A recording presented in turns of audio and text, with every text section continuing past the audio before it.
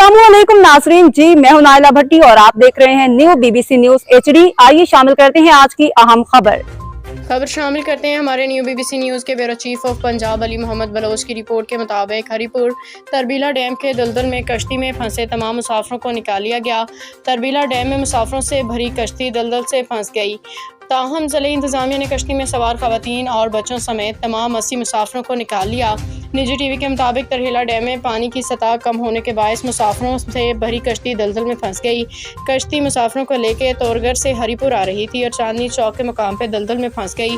कश्ती में खवातीन और बच्चों समेत 80 मुसाफिर सवार थे, जो रेस्क्यू ऑपरेशन में ताखीर की वजह से 4 घंटे तक फंसे रहे। मुसाफिरों ने अपनी मदद आपके तहत डंडों रस्सियों से कश्ती को दलदल से निकालने की कोशिश की। वादिसन ज़िला इंतज़ामिया ने इलेक्ट्रॉनिक मीडिया की खबर पर नोटिस लिया, जिसके बाद असिस्टेंट कमिश्नर रेस्क्यू टीमें तरबीला झील के जानिब रवाना कर दी गई।